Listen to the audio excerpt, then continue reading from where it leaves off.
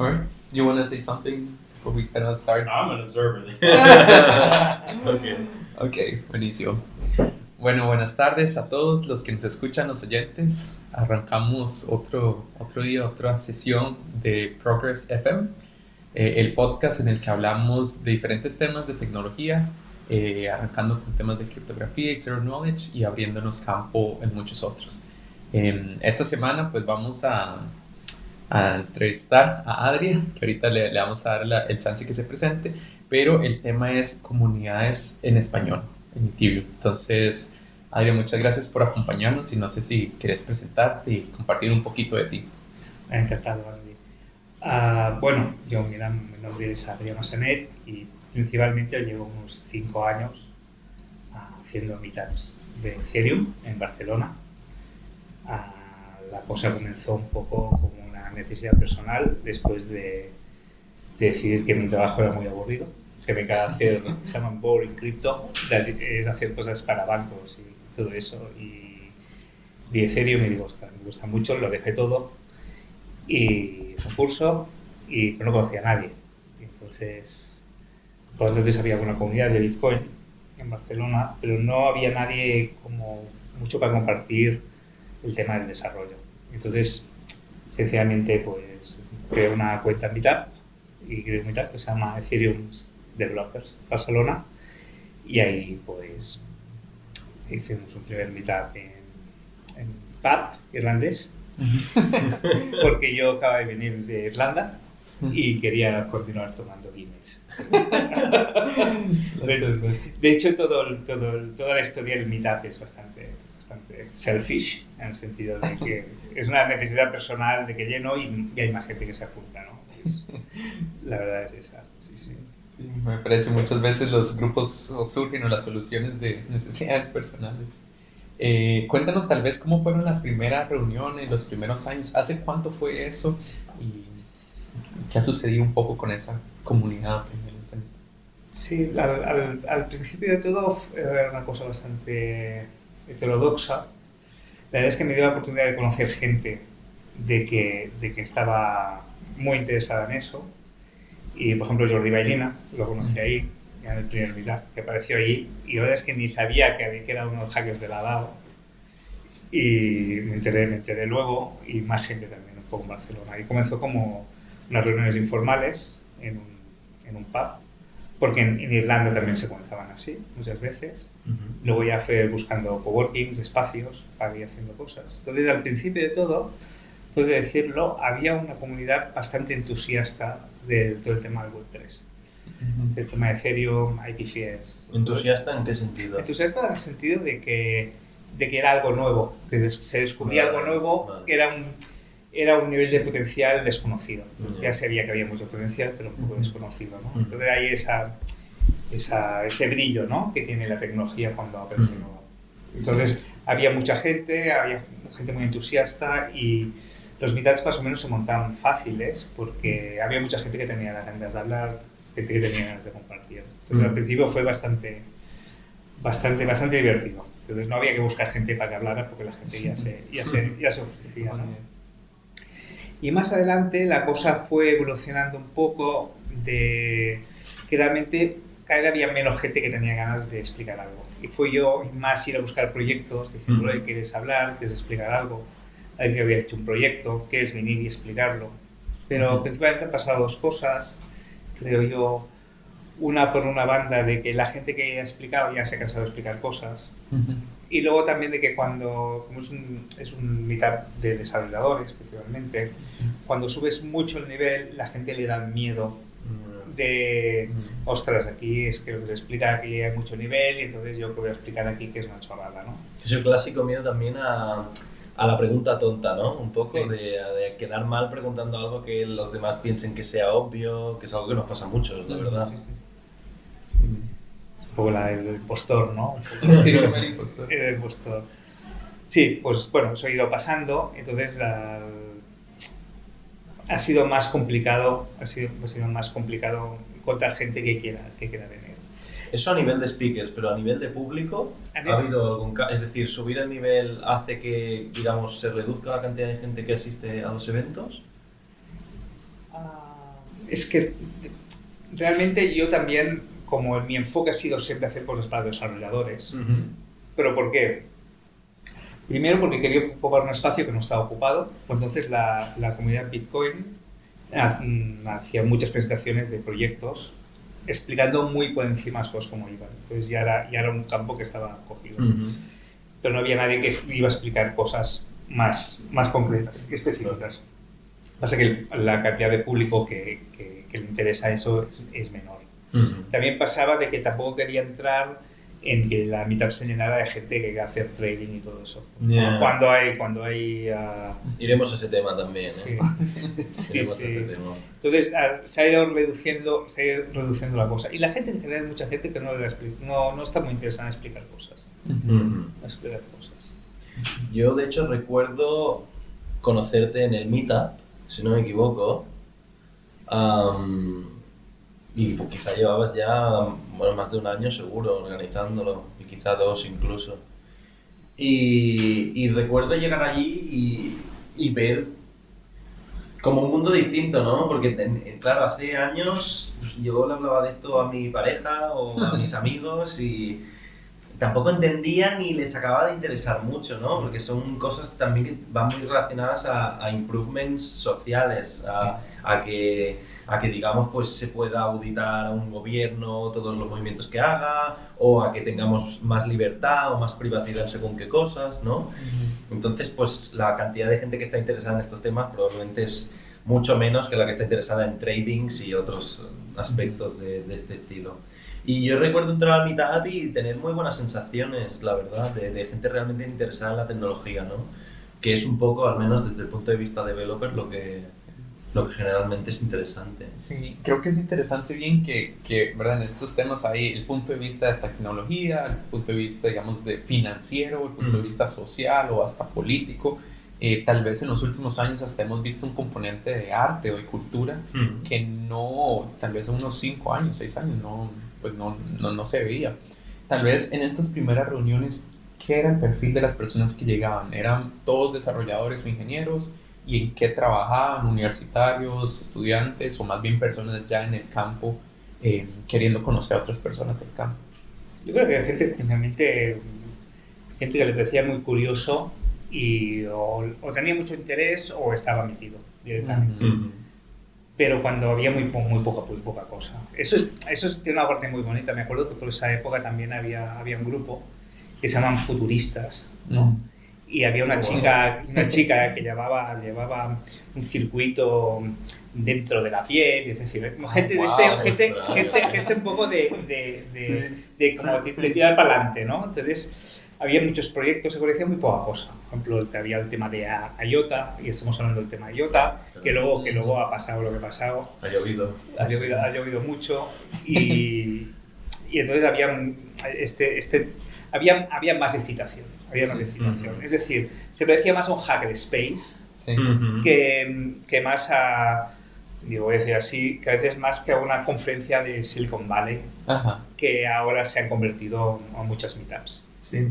Yo siempre, la verdad es que lo que me gusta es conservar este espíritu más de hackerspace. De builder, de constructor. Sí,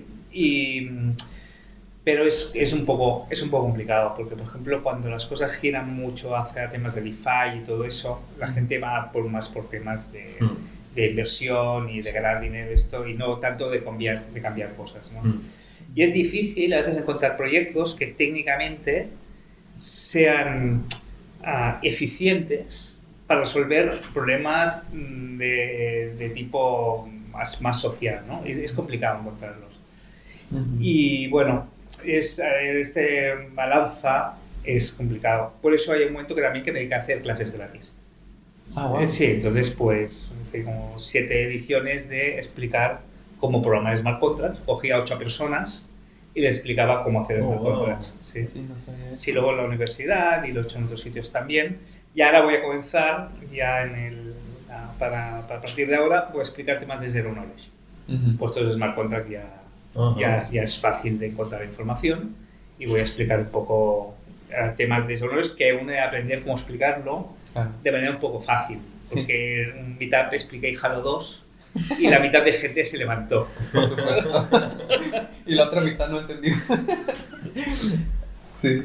Ay, no, que ahorita quisiera como entrar un poco más adelante en Zero Knowledge y cómo es la comunidad y qué has visto, pero actualmente o de esas personas que tal vez fueron partícipes de las clases de Smart Contract Development y Solidity, ¿cuántos permanecen? ¿Qué tan grande es la comunidad de desarrolladores en Barcelona? Sobre todo igual de Smart Contracts. La verdad es que está todo el mundo bastante desperdigado. Ha sido un poco difícil mantener comunidad. Sí. Es que no sé, más que nada a veces en algunos meetups aparece gente de que había venido hace 5 años, 4 años, saluda, qué tal, pero la mayoría de gente, la verdad es de que o ha hecho su propia empresa o está trabajando en algún sitio, Claro. sí, pero no hay como... ves a la gente, pero es muy descentralizado, ¿no? Pero no es un sitio de que la gente queda cada fin de semana, etc. Sí que veo la gente más de que trabaja en Barcelona que los he conocido por trabajo, ¿no? Claro. Pues por ejemplo Carlos o Edu o Arnau, que los conozco ya de hace tiempo, o otra gente también, ¿no? Y tampoco la gente a veces está mucho con temas de Web3, es decir, el espíritu más de hacker al principio. Ser hacker no quiere decir solo ser Web3, pues es más extenso. Entonces la gente ha ido por derroteros diferentes también. Yo creo que aquí también hay una cosa importante, y lo hablábamos antes de empezar el podcast, que era por qué, al menos a nosotros nos parece que en Barcelona hay bastante más movimiento que en el resto de regiones de España, ¿no? No sé en otros países de Latinoamérica cuál es la situación, pero lo que sí que me da la sensación que ha ayudado mucho, sobre todo este último año viendo Polygon, por ejemplo, es que empieza a haber profesores de universidad y empieza a haber gente más relacionada con el mundo académico y la educación que está, digamos, con un pie en la educación y con otro pie en empresas del mundo Web3 y empresas que están haciendo proyectos serios en el mundo Web3, ¿no? No hablamos de una startup que la empecé ayer y hago cosas con NFTs, ¿no? O sea, hablamos de cosas serias. Y al respecto de esto, yo al menos lo que sí he estado viendo es que cada vez sale más gente de la universidad ya teniendo una idea de que este mundo existe, ¿no? Y ya pudiendo haber llegado incluso a tocar, depende de cómo, pues temas similares que le permite luego continuar por este camino. Yo al menos esto es algo que vi cuando estudiaba la carrera, cuando estudiaba telecomunicaciones, y hicimos un proyecto en una asignatura que era hacer smart contracts para bueno, un token y no sé qué y tal y cual. Y recuerdo que fue José, el profesor de la UPC, el que nos enseñó un poco pues cómo iba el mundillo, ¿no? Y a partir de ahí pues ya te empiezas a informar y todo, pero sí que es cierto que al principio era un mundo como muy underground, o sea, muy alternativo, no era nada canónico ni mucho menos, o sea, no sé, era como más extraño. Y creo que tú hiciste un muy buen trabajo también en permitir crear un espacio en el que toda esta gente pues pudiéramos ir allí y un poco orientarnos, ¿no? Que también es muchas veces lo que pasa, que no... Sabes que te gusta un tema, pero igual que si te gusta el Machine Learning, pues tienes 50 empresas top mundiales que sabes que lo hacen y a las que puedes intentar aplicar. Esto es como un mundo de Yuppie aparte, en el que hay 4 empresas de las que probablemente no conoces si no estás dentro, ¿no? Y es mucho más difícil pues un poco ubicarte en todo este sistema. Entonces quizás esto también es un buen reclamo y una buena forma de embarcar a más gente y de coger talento en el proyecto. ¿Qué crees tú al respecto? Sí, bueno, de que es importante que la gente cree espacios y un poco pues emitir que la gente de que tenga un cierto interés en eso se reúna ahí, ¿no? Entonces, yo lo veo a veces, de que gente que intenta hacer cosas así. Por ejemplo, hay un meetup que se creó que se llama Papers We Love, que era solo para explicar papers académicos, ¿no? Y se quedaron al mes.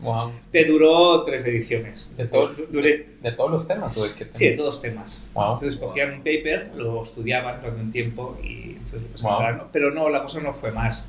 La gente futuristas también hicieron cosas así, pero no fue mucho más. Y el tema de programación descentralizada, con tema de smart contracts y todo eso, sí que ha habido varios meetups continúa existiendo. Ujú.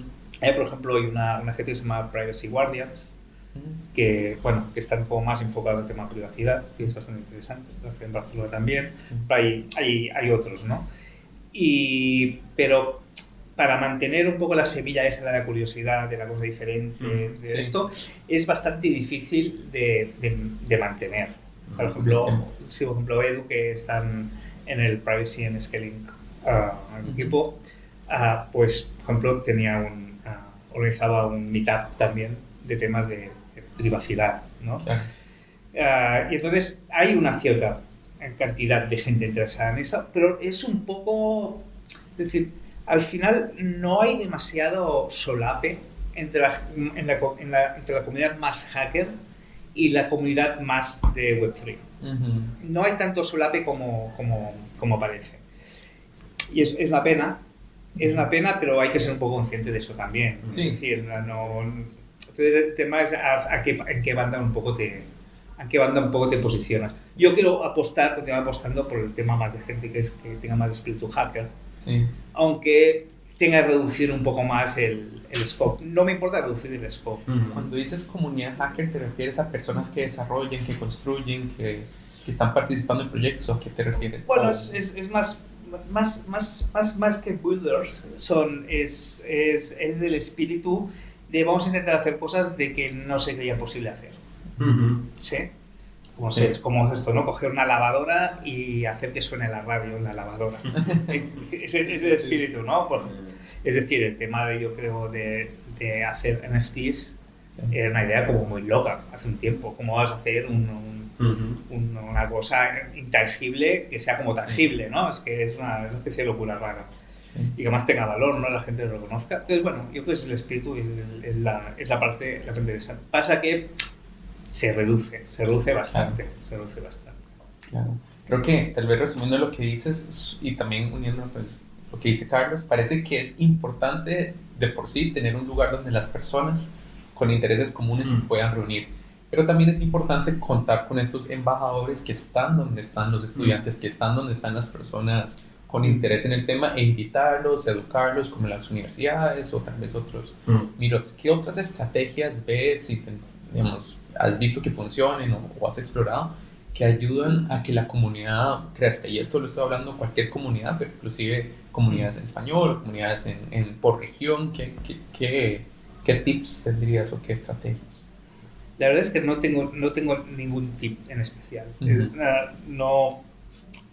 Mira, uno que puede decir de que yo creo que crea mucha comunidad, sí. Y parece que no, pero es el espacio en sí. Un lugar físico. El lugar físico. Fijo. O que se mueva. No, el lugar fijo. Un lugar fijo de que... Uh-huh. Es decir, tú si estás en un espacio donde ese espacio arquitectónicamente, ¿sí?, inspira a la gente, ¿sí? Uh-huh. Ese espacio va a ayudar a crear una cierta comunidad. ¿Sí? Entiendo que hablas de Akasha ahora. Y hablo de Akasha. ¿Puedes sí. contar un poquito más de eso? Sí, Akasha la fundó Lorenzo. Lorenzo fue el diseñador del logo de Ethereum, por cierto. Oh, wow. Que lo conocí en una DevCon, que me lo presentó Jordi Bailina. Y estamos hablando y todo eso, y bueno, por casualidades, luego más adelante nos encontramos. Y en Barcelona había cogido una nave industrial y la había dejado, bueno, un tío muy bueno de interiorismo. Y lo había dejado en un sitio maravilloso. Sí. Y dijo, oye, se puede hacer meetups aquí, etcétera, y puede hacer meetups aquí. Y yo creo que la gente, cuando entra en un espacio ya que lo inspira, ya ve las cosas de una manera diferente. ¿No? Entonces, yo creo que eso no es... Con Lorenzo hablaba, ¿no? Yo creo que es muy bueno para que la gente se inspire, la gente se sienta cómoda, ¿sí? Que la gente tenga en el fondo una cierta percepción, ¿sí?, de que está haciendo algo excepcional. ¿Sí? Está haciendo una cosa de que no es muy común y el espacio lo agradece. También hay otras maneras de hacerlo. Por ejemplo, tú simplemente que haces una cosa súper underground y haces un meetup debajo de un puente, ¿sí?, la gente va a tener la percepción de que eso realmente está hecho para sobrevivir al cataclismo final, ¿no? Sí, entonces buen punto. Sí, pero pasa que yo como entiendo que es muy interesante eso. Hay sitios como Calafú, de que ¿Qué es Calafú? Calafú es una especie como de espacio, es una especie como Cuba gigante, pero que no se ocupa, porque la compraron, ¿no? Pero es un espacio gigante que está hecho polvo. Y bueno, dicen de dónde salió Ethereum. Porque Vitalik está ahí. Pero si vas ahí es un sitio tirando distópico. Es decir, está todo hecho polvo, pasa una autopista a 40 metros alzado de allí, una especie de río tóxico que pasó por debajo. Es una cosa un poco particular. Pero Acacia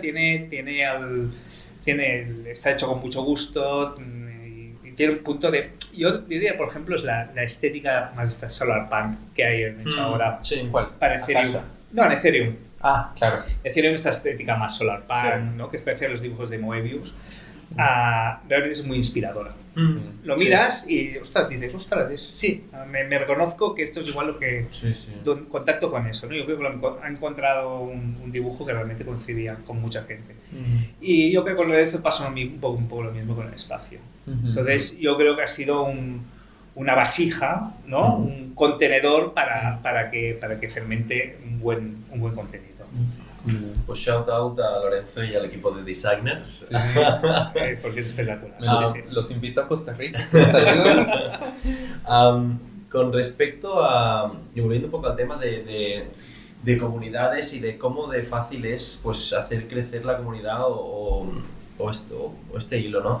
A mí siempre me ha hecho el efecto de que el problema de crear meetups y el problema que yo, al menos personalmente, lo que me hace frenarme a la hora de decir, hostia, pues voy a aventurarme, voy a crear un meetup y demás, es cómo lo anuncio, ¿no? O sea, cómo le doy a conocer a gente que ni siquiera conozco que voy a hacer algo, ¿verdad?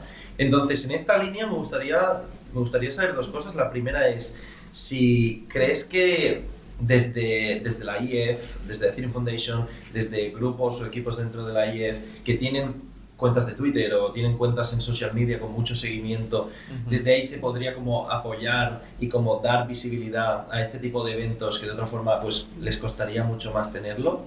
Y la otra es, ¿crees que este tipo de estrategias te hubieran ayudado a ti? ¿Son una forma buena de intentar hacer crecer comunidades y que quizás uno de los motivos por los que ahora, pese a que hay una gran comunidad Web3, es una comunidad que está como muy separada, con muchos focos distintos, solo se reúne por eventos como la DevCon, ETH Global y cosas por el estilo, pero realmente de manera local dependemos de héroes como tú, por decirlo de alguna forma, ¿no? Porque si no, nadie tiene un punto de unión. No tiene nada de héroe, o sea, yo los meetups que hago, soy un tío extremadamente perezoso. Porque la verdad, es verdad, es porque cojo un tema que a mí me gusta, o sea, que quiero aprender, busco a alguien que ceda un espacio. Entonces, generalmente hay mucha gente que ya le interesa de ceder el espacio para tener un poco de promoción, o por gente porque le gusta el proyecto. ¿Sí? Y luego hay la plataforma Meetup, que funciona maravillosamente bien. Y hasta hay gente que lo promociona por muchas bandas, ¿no? Bueno, yo Twitter lo tuve en 3 años. Y alguien me dijo, ¿cómo no tienes Twitter? Con lo importante que es. La verdad es que no ha cambiado cero tener Twitter o no para la gente que venga.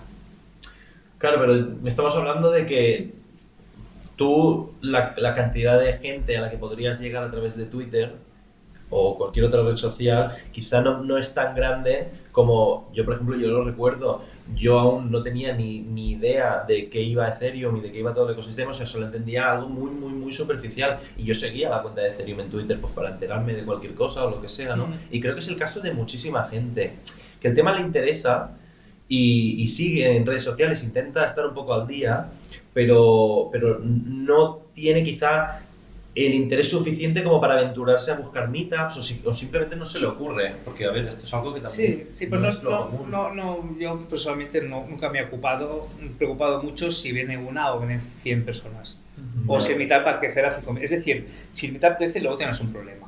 Sí, correcto. Eso porque ¿dónde poner la gente? Yeah. Entonces puedes hacer una super cosa muy grande, pero yo me acuerdo, por ejemplo, un día que vino Jordi Bailina y no sé quién más, y el sitio excedía Es decir, que tú cuando haces reservas en el Meetup, tú piensas de que puede venir de un 40 o un 60% de la gente que se apunta. Claro, vale. Porque la gente se apunta, por lo general, como recordatorio. Sí. Pues las cosas que luego vengan. Yeah. Pues si puedo hacer una birra por ahí, con un ligue, pues igual prefiere que el Meetup, ¿no? Entonces, que es una cosa que en cuenta. Entonces, tíos, ostras, va a venir demasiada gente y todo eso. Entonces, hay que tener en cuenta. Si hay demasiada gente, igual desbordas el foro. Correcto. Sí, y entonces yo soy más de la idea de que es que tenga curiosidad, que tenga la posibilidad de tener un contenido de calidad, más que ir a buscar gente de que no entiende mucho de eso. Porque esto es como de pedir consejos sin que te lo pidan. Yeah. Dar consejos sin que te lo pidan. ¿Sí? Sí. Es decir, Sí. en el mundo de cripto, ¿qué pasa? Como hay tanta gente que solo está por el trading y está... Si nos quieres llamarlos a tu comunidad. Sí, entonces yo la verdad es de que yo no me siento cómodo ir convenciendo a nadie que esto es algo. Pues quien lo vea, pues que venga. ¿Qué fue lo que te hizo a ti convencerte de que si esto es algo? O sea, ¿qué te llamó la atención? Sí. ¿Por qué cripto, Web3 y no Pues AI? fue una corazonada y ya está. No, es decir, yo Bitcoin, por ejemplo, lo había seguido ya Sí. y me lo leí porque, como hacía temas de criptografía y todo eso, me pareció súper interesante cómo estaba hecho, pero no me interesó en absoluto. ¿Por qué? ¿Por qué no me interesó? No sé, no me interesó. No tendría que decirte por qué. Me pareció una muy buena idea, me pareció fantástica, pero no sabía el depósito de valor exactamente dónde estaba. Yeah. Es decir, vale, puedo transferir dinero de aquí a allá, está muy bien, es una muy buena idea, está estupendo. Sí. Vale, está muy bien, lo puedo utilizar, es decir, tú piensas una cosa, de que monedas complementarias en Cataluña hay un montón. Sí.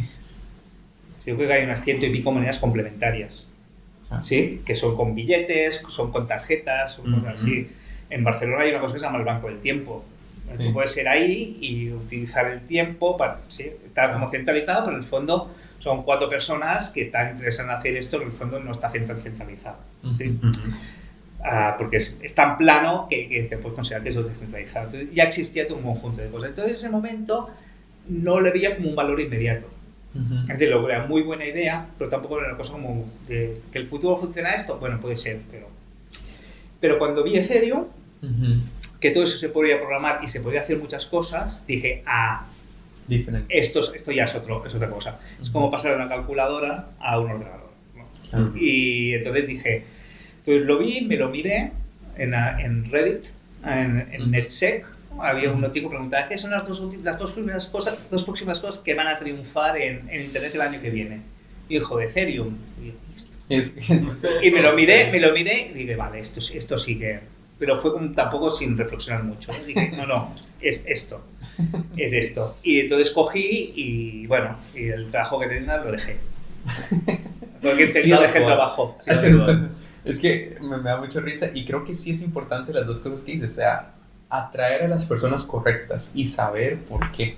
Entonces creo que el tipo de personas que queremos para estos meetups o estas comunidades son personas que quieren construir, que quieren asentarse, no los mercenarios que quieren solo sacar dinero, sino que quieren estar para rato. Y hasta un poco ideológicamente que vean el potencial, ¿verdad?, que tienen estas plataformas.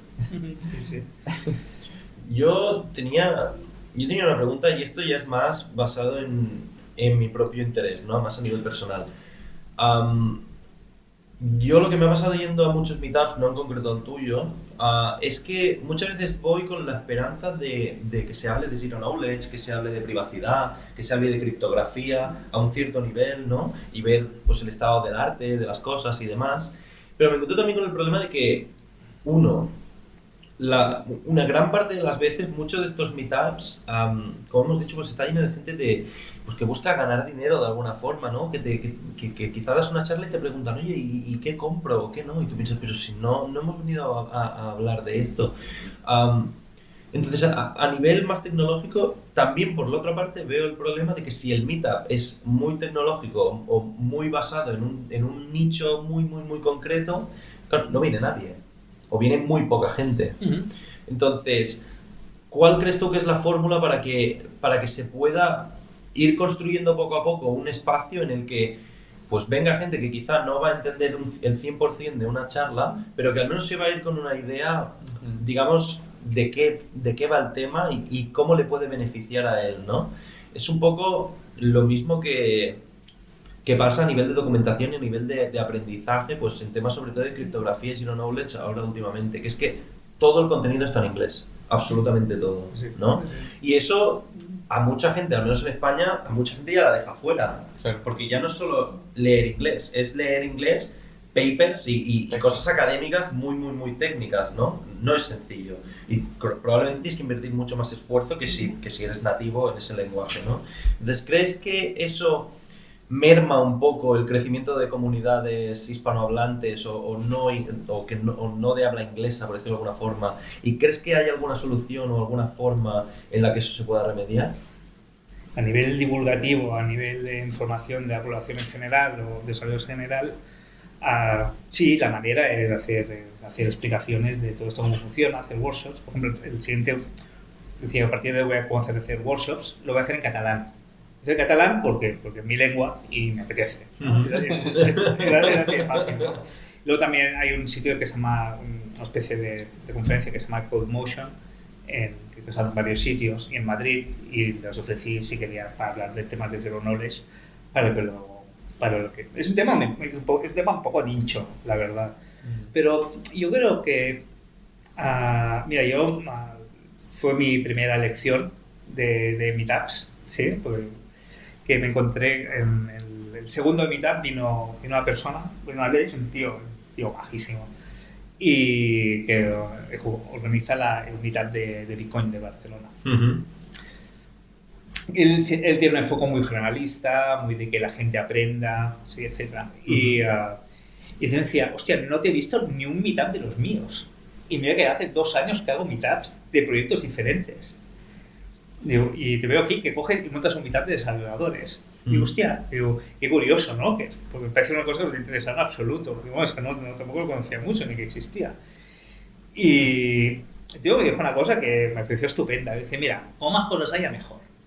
Y ya está. Y entonces, si seguimos un poco la filosofía de desarrollo software estilo Bazar, pues que aquí es más importante igual que haya mucha gente que hace realmente lo que quiere, ¿sí? Que preocuparse mucho de llegar a mucha gente, ¿sí? Y de forma generalista. Por se. Es decir, si tú quieres abarcar de una cosa a la otra, es muy complicado a menos que solo te dediques a eso. ¿Sí? Correcto.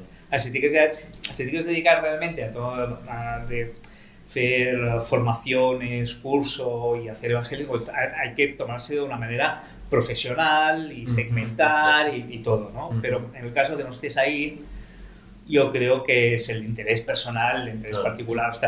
Además, es un poco, vamos a ver, una galería de arte funciona igual. Un museo. Hay una persona ahí que se encarga de decir, mira, este proyecto me gusta, este proyecto los voy a llamar, ¿sí? A ver si quiere exponer en mi sala o en mi museo. Entonces hay que tener un poco eso. Porque si no, no sé, yo encuentro que deja de tener un poco de sentido, ¿eh? Algo que nos ha funcionado, bueno, yo participo de la comunidad de TI en Costa Rica y he visto también en Malasia, hace un formato parecido, es tener siempre para cada meetup 2 charlas o 2 sesiones al mismo tiempo. Una enfocada para principiantes y otra para un tema un poco más técnico o desarrollador o personas un poco más avanzadas. Entonces, una están desarrollando testing de Solidity, etcétera, o hablando de Layer 2, y otro desde lo más básico, que es un token, que es un wallet, que es un POAP, o sea, lo básico. Entonces, creo que esa fórmula podría servir, pero sí tenés que tener el doble de speakers y un poco organizar. Pero creo que al final van a haber personas que solo van a ir una vez a tu meetup y van a haber personas que se van a convertir y trabajar y quieren conectar con otras personas que están en la industria. Yo no sé nada de Layer 2, sé muy poco, me gustaría aprender más y puedo que invite a un speaker, pero tal vez el que está arrancando no sabe ni qué es Ethereum. Cierto. Entonces tal vez es una estrategia. Da la posibilidad de si tomas solo una cosa en particular, ¿no? Da la posibilidad también de otros hacer cosas. Porque si no coges mucho, es decir, mira, por ejemplo, yo como soy hago cosas técnicas, yo soy el pesado, ¿vale? incluso hay un momento de cuando se llenaba el meetup de gente Sí. preguntando solo si el Ether iba a subir o bajar, porque hubo un momento que fue muy exagerado. Yo a los speakers les decía quiero que hagan explicaciones, que la gente que realmente no le interesa se vaya a mitad de mitad. Sí, porque esa gente no la quiero. Entonces, hay un momento que una reflexión personal de se te va la cabeza, ¿no? Se te está yendo la cabeza. Pero, es decir, mira, por ejemplo, como veo cosas muy técnicas, Sí. luego, ¿qué pasa? Ha aparecido una comunidad de temas de NFT. Gente que ha hecho solo temas de NFT. Luego hay, por ejemplo, Adrián, de que un tío se lo monta muy bien y es espectacular. O sea, así como yo hago meetups y luego cada uno que se vaya a hacer que la gente se organice, él monta, regala ledgers, hace sorteos de camisetas, luego coge un altavoz y va por la calle con la gente para rollo flautista de Jamelín y organiza una cena. No, muy bien. O sea, francamente, él sabe crear comunidad, yo no sé crear comunidad. Pero ha dado espacio a hacer cosas más generalistas. Claro.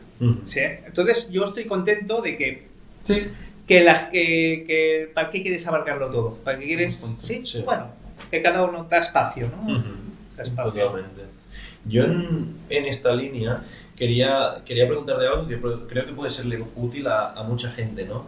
Y es a todas esas personas que pues quizá tienen algo de conocimiento en el mundo de Ethereum, aunque no sean expertos en la materia y que quizás se plantean pues arrancar un meetup o arrancar una serie de eventos o crear algo de comunidad en su región o en su país.